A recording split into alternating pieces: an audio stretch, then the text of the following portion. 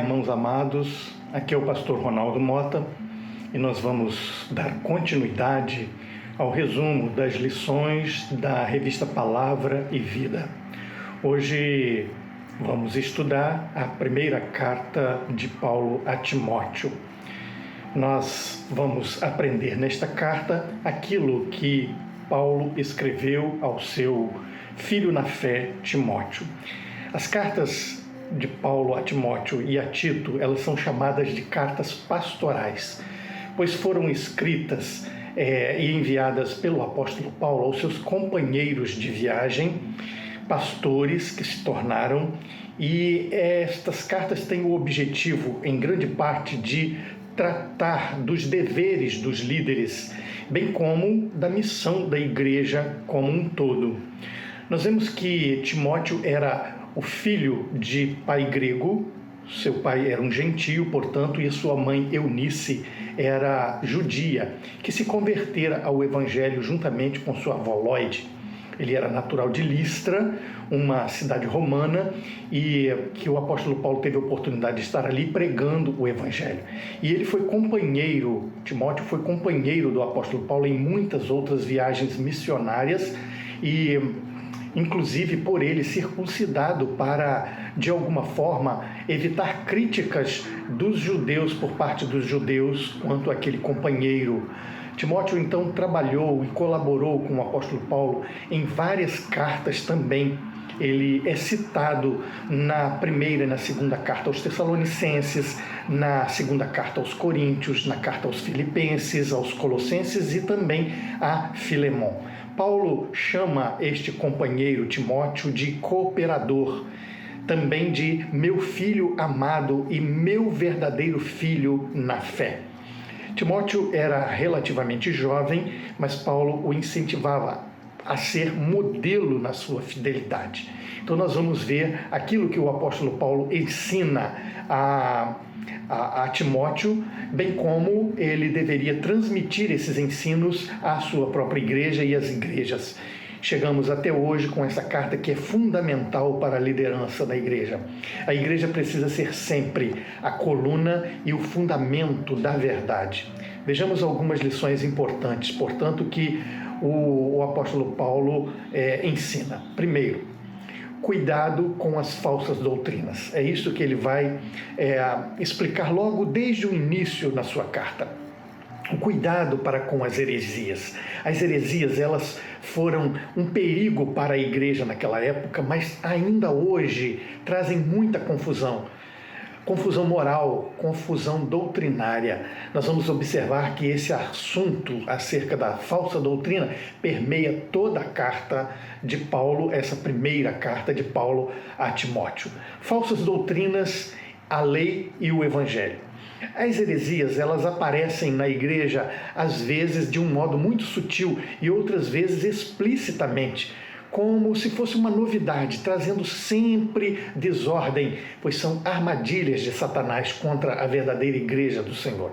Paulo já tinha pedido a Timóteo para ficar atento àquilo que alguns hereges estavam trazendo à igreja, e ele então adverte a Timóteo para que Timóteo pudesse admoestar.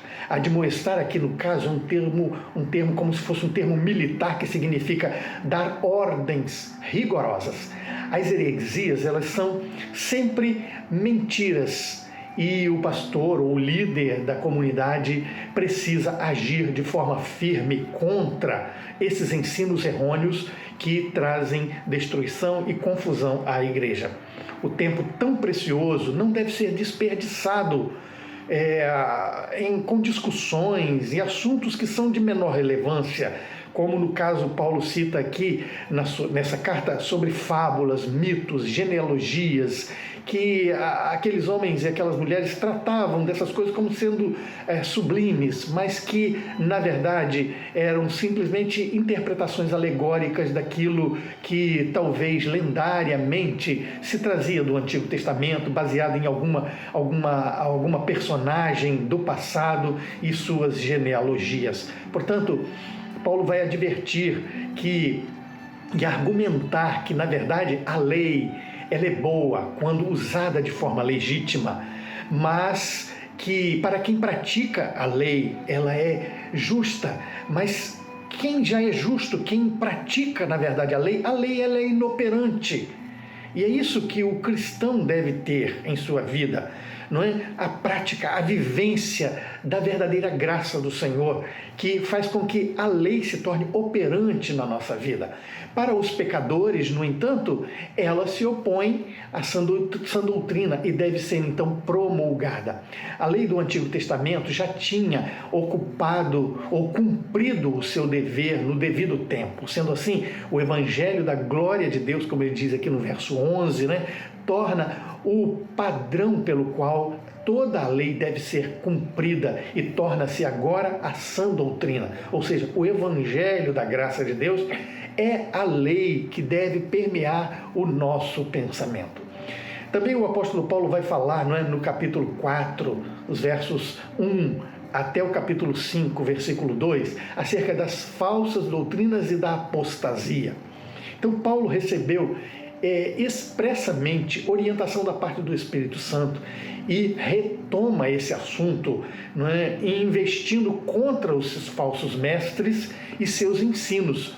Ele se refere aos últimos tempos como sendo o período entre a primeira vinda de Cristo e a segunda vinda de Cristo. Então nós estamos vivendo esses verdadeiros últimos tempos e os apóstatas, eles darão ouvidos nos últimos tempos, como diz aqui o texto, a espíritos enganadores e a ensinos de demônios.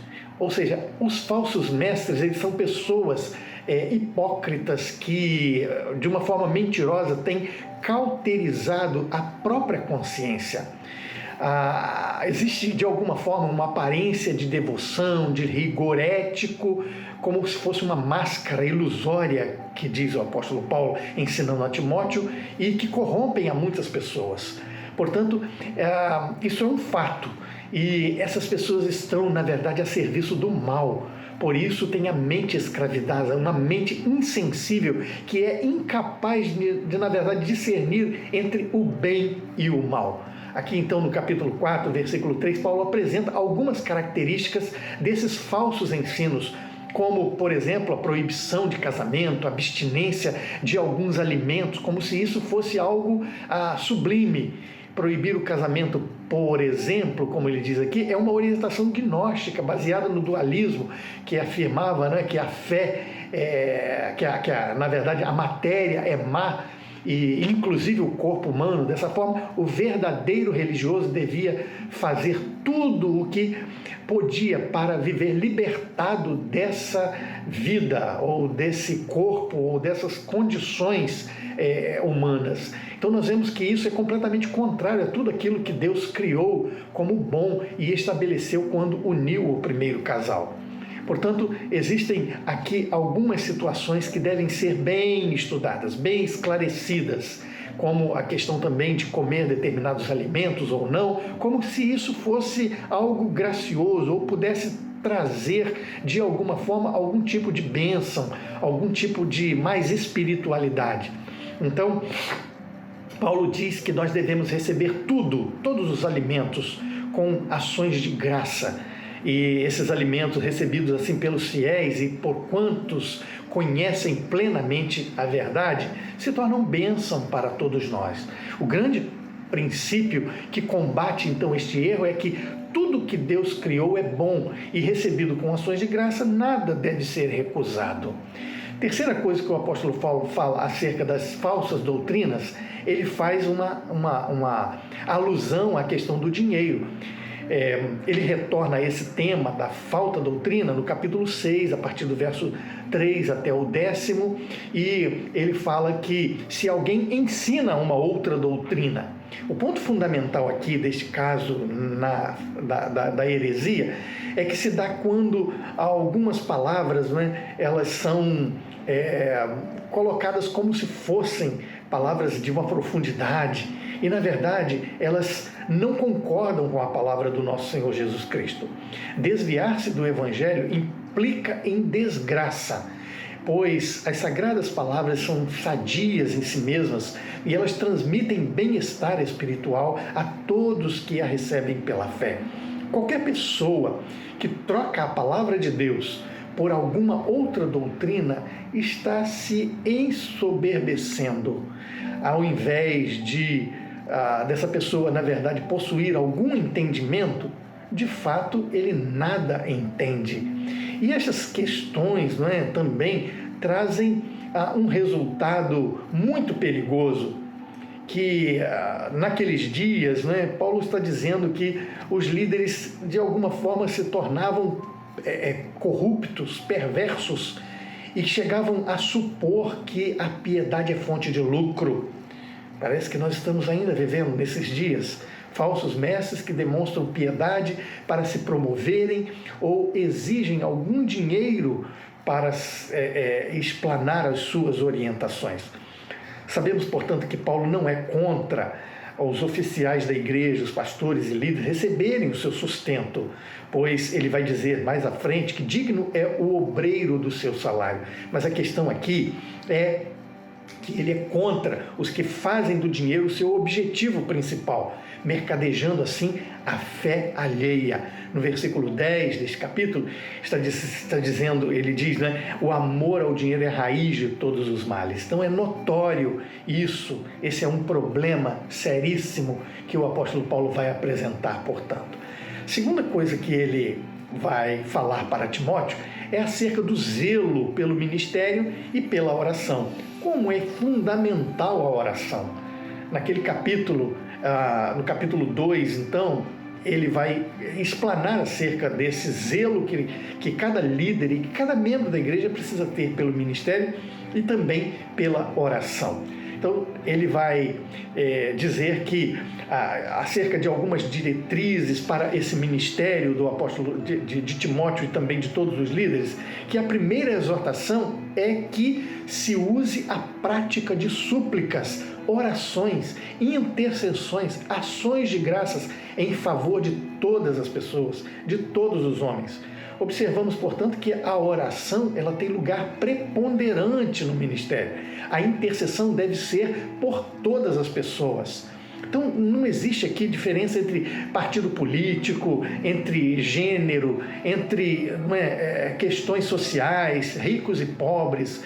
A igreja tem que ser este lugar de oração, de clamor do Senhor para todas as pessoas, pois Deus, na verdade, deseja que todos cheguem ao conhecimento da verdade de que Cristo deu a sua vida por toda a humanidade.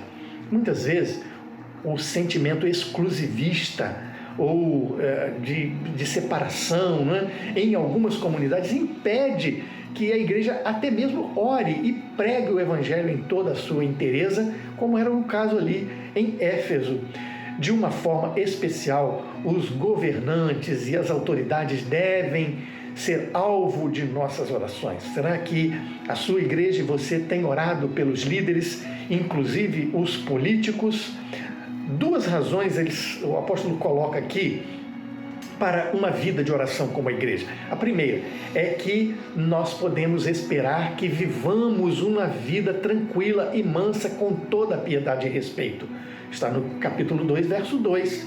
Portanto, para que tenhamos uma vida sossegada, uma vida em sociedade que seja respeitosa, nós precisamos orar pelas autoridades e por todas as pessoas, pelos nossos vizinhos, pela rua que nós vivemos.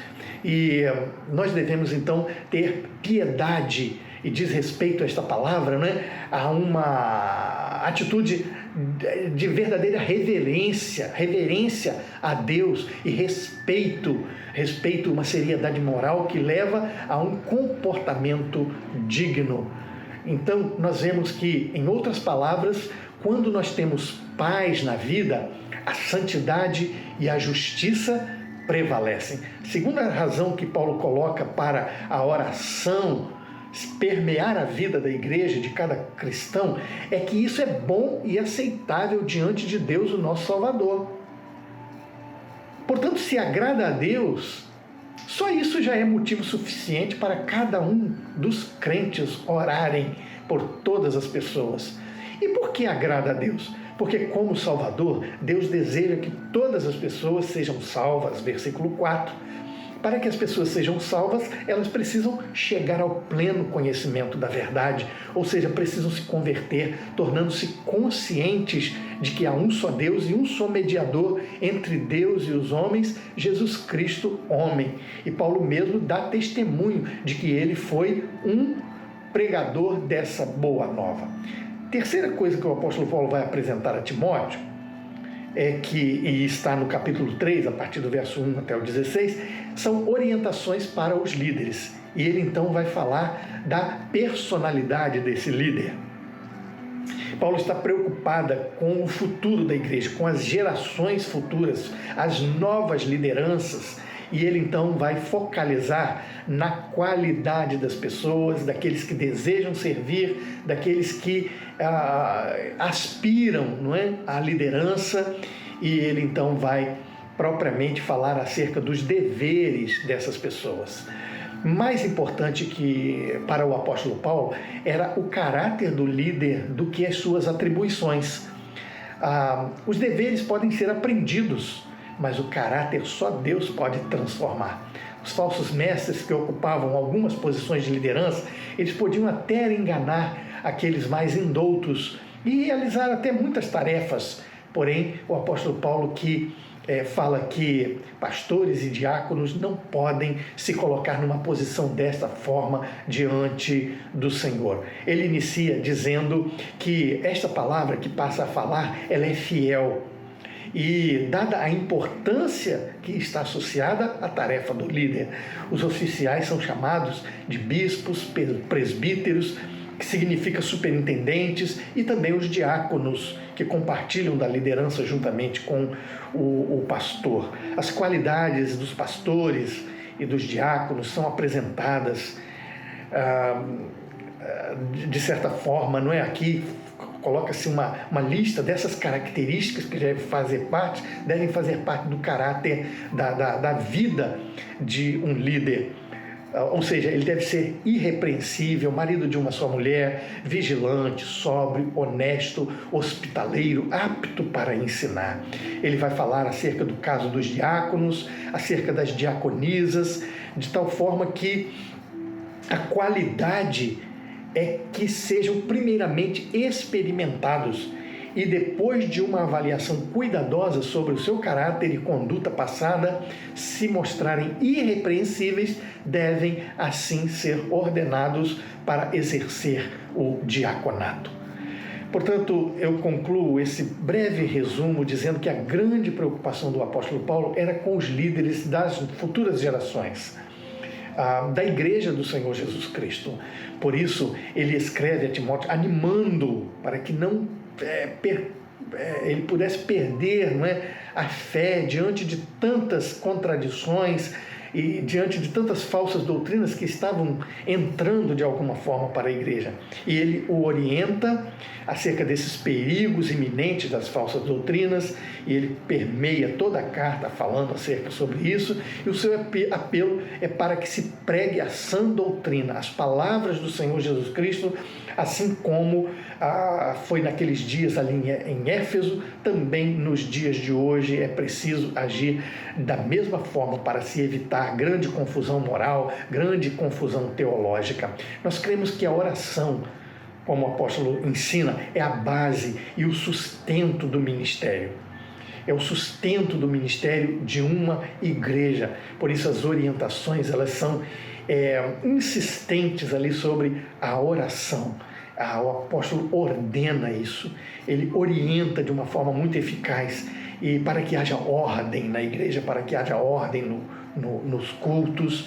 E os líderes são responsáveis pelo ensino, pela administração da igreja, pelo zelo do ministério de fé que nos foi revelada, da fé que nos foi revelada. Por isso eles devem ser modelos na conduta da congregação, e que tem o dever de cuidar de alguma forma dos seus líderes como autoridades estabelecidas pelo próprio Deus para conduzir desta forma a igreja. Eu espero que você possa ter um ótimo estudo, que você possa de fato buscar junto com os seus pares aí na classe verdadeiramente o melhor que você possa aprender acerca desta carta, juntamente com a sua igreja. Que Deus te abençoe e abençoe a sua família. Amém.